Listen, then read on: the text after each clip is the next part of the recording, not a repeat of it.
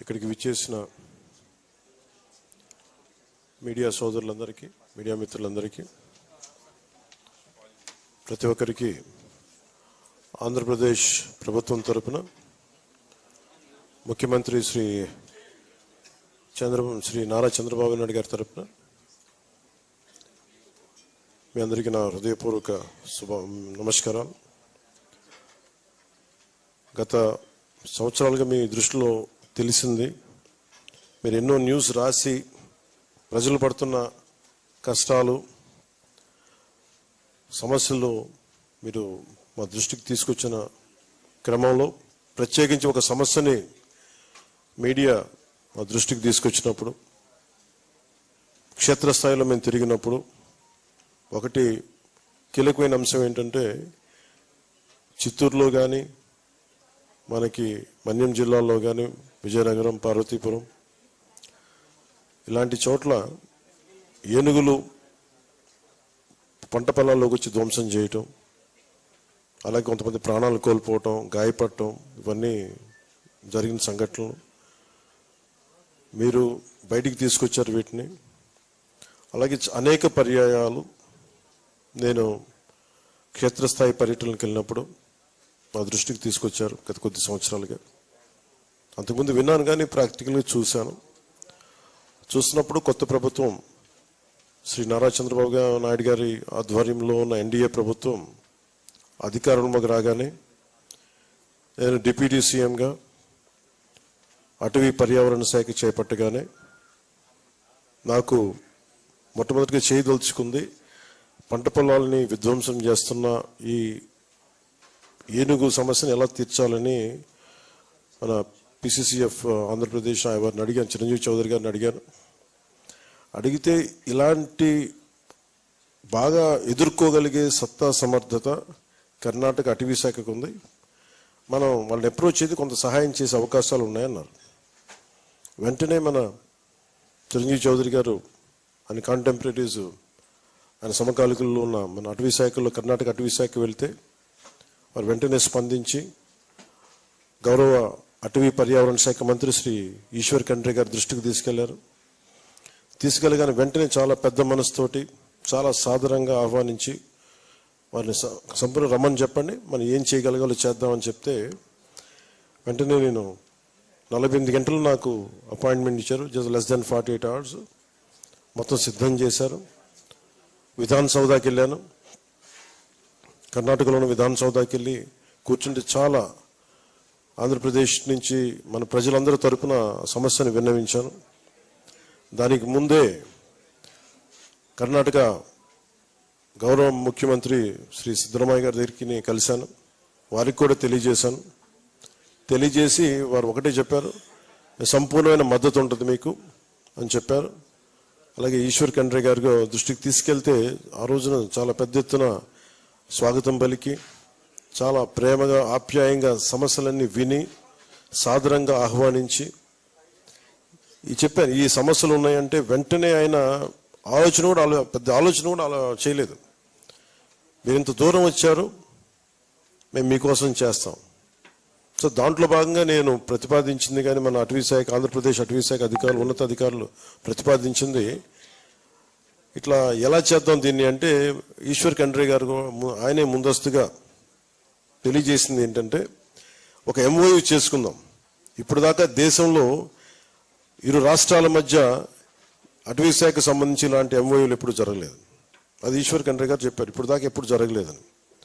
పొరుగు రాష్ట్రాల మధ్య ఇంటర్ డిపెండెన్స్ ఉండాలి, పరస్పర సహకారం ఉండాలి, దీన్ని ఖచ్చితంగా ముందుకు తీసుకెళ్దామని చెప్పి ఆ రోజున సమస్యలన్నీ మేము వారి దృష్టికి తీసుకెళ్ళినప్పుడు ముఖ్యంగా 6 అంశాల మీద చాలా కీలకమైన నిర్ణయాలు తీసుకున్నాం. ఒకటి, ఈ ఏనుగులు మొత్తం మన ఒకవైపు మన తమిళనాడు నుంచి, కర్ణాటక నుంచి, ఇటు కేరళ నుంచి మొత్తం ఇది ఎలిఫెంట్ కారిడార్. అది ఒకసారి తమిళనాడులో ఉన్న ఎలిఫెంట్స్ కూడా ఇక్కడికి వచ్చేస్తే మనకున్నది కంటే కూడా వస్తున్న ఏనుగుల సంఖ్య ఎక్కువ.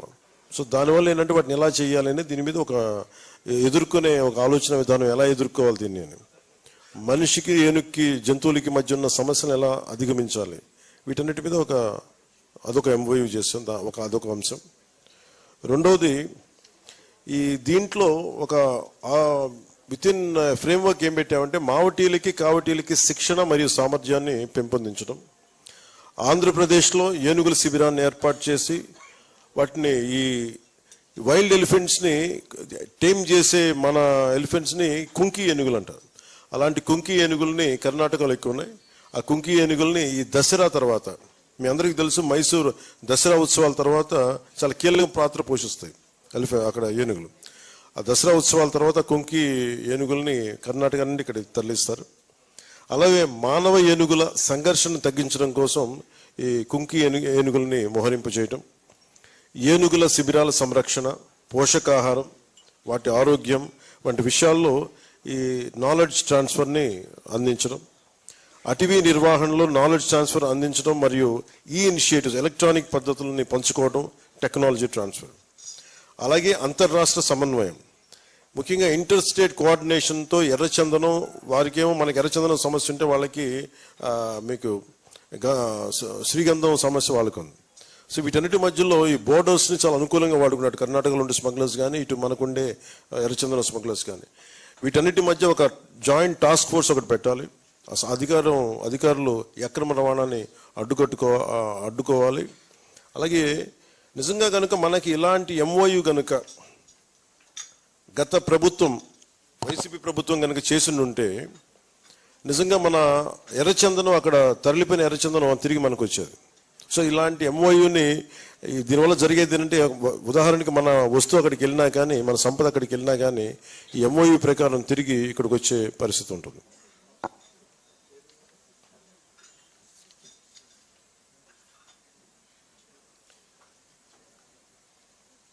ముఖ్యంగా నేను కర్ణాటకలో చూసింది ఇన్ఫర్మేషన్ టెక్నాలజీ ఇనిషియేటివ్స్. అంటే ఎంత అద్భుతంగా ఉందంటే, వాళ్ళ ఆఫీసెస్కి వెళ్తే ఒక చెట్టు పడిపోయినా దానిని ఈ శాటిలైట్ ఇమేజరీ ద్వారా మనం దాన్ని చూడగలిగి దాని వెంటనే ఎవరైనా ఎనీ కైండ్ ఆఫ్ ఎంక్రోచ్మెంట్స్ ఉన్నాయా ఫారెస్ట్లో, ఇవన్నీ చాలా అద్భుతంగా ఉన్నాయి. వెంటనే ఒక యాప్లో తెలిసేలాంటి ఒక ఇనిషియేటివ్స్ ఉన్నాయి.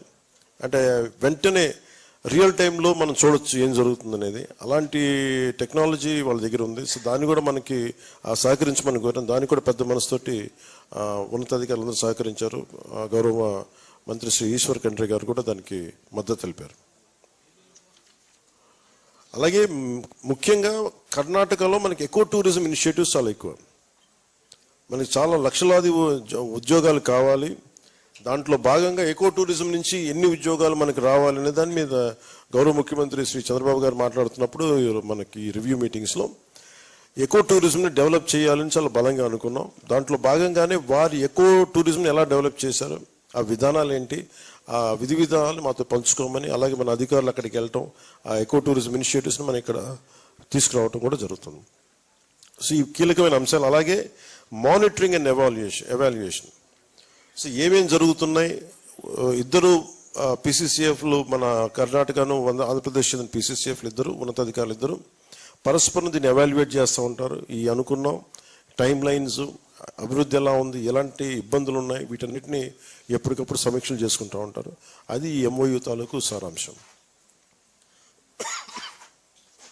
ముఖ్యంగా ఈ ఎంఓయుని ముందుకు తీసుకెళ్ళడానికి ఒక స్వాతంత్ర సమరయోధుడి కొడుకైన భీమన్న ఖండ్రేని, మన తెలంగాణ కర్ణాటక బోర్డర్లో ఉండే వ్యక్తి, ఆయన బిడ్డ అయిన ఈయన ఎంతో ఇది మనకి విజయం అంటే మన మీ దృష్టికి ప్రత్యేకంగా తీసుకొస్తుంది. అక్కడ ఉంది ఎన్డీఏ గవర్నమెంట్ కదా, అక్కడ ఉంది కాంగ్రెస్ గవర్నమెంట్. ఆంధ్రప్రదేశ్లో ఉంది ఎన్డీఏ గవర్నమెంట్. రెండు విభిన్నమైన ప్రభుత్వాలు ఉన్నప్పటికీ కూడా పెద్ద మనసుతోటి ఇది మనందరం గమనించాల్సింది ఏంటంటే, పార్టీల పరంగా మేము వేరే వచ్చామో కానీ ప్రజల అవసరాలకి మటుకు irrespective parties, whether you belong to Congress or NDA or BJP, TDP or Janasena, NDA, ఏవైనా కానీ ప్రజల సమస్యల దగ్గరికి వచ్చేటప్పటికీ కాంగ్రెస్ పార్టీలో ఉన్నప్పటికీ ఆయన పెద్ద మనసుతో వచ్చి సహకరించకపోవడం చేయొచ్చు. కానీ ఆయన చాలా పెద్ద మనసుతోటి ఆయన కానీ సిద్ధరామయ్య గారు కానీ మనస్ఫూర్తిగా ముందుకొచ్చి ఈ ఎంఓఈని ముందుకు తీసుకెళ్ళినందుకు, అలాగే మా ప్రజల సమస్యల్ని చాలా సానుకూలంగా విని ఒక ప్రాక్టికల్ సొల్యూషన్తో స్పందించినందుకు ప్రత్యేకించి ఈశ్వర్ ఖండ్రే గారికి ధన్యవాదాలు తెలుపుకుంటూ, ముఖ్యమంత్రి శ్రీ సిద్ధరామయ్య గారికి ధన్యవాదాలు తెలుపుకుంటూ, కర్ణాటక అటవీ శాఖ ఉన్నతాధికారులకి నా ప్రత్యేక కృతజ్ఞతలు తెలియజేసుకుంటూ, దీనిని దగ్గరుండి ముందుకు నడిపించిన పిసిసిఎఫ్ మన ఆంధ్రప్రదేశ్ పిసిసిఎఫ్ శ్రీ చిరంజీవి చౌదరి గారి ఆధ్వర్యంలో దీన్ని ముందుకు తీసుకెళ్ళినందుకు ప్రతి ఒక్కరికి నా ధన్యవాదాలు తెలుపుకున్నాం. జై హింద్.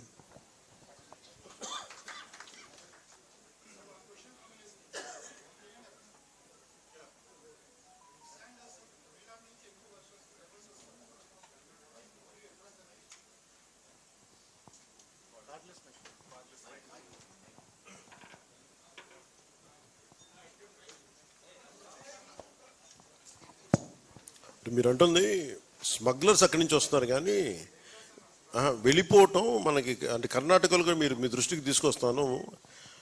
100 కోట్ల విలువైన ఎర్రచందనం కర్ణాటకలో పట్టుబడింది బోర్డర్స్. దానికి కూడా అంటే ఇది తమిళనాడు ప్రభుత్వంతో కూడా మాట్లాడాల్సిన అవసరం ఉంది. ఎర్రచందనం స్మగ్లర్స్ తమిళనాడు నుంచి వస్తూ ఉన్నారు. అది ఎందుకు ఆ పరిస్థితులు ఉన్నాయనే దాన్ని నెక్స్ట్ స్టేజ్లో తీసుకెళ్తాం. అది దాని మీద అవగాహన ఉందాం. Thank you.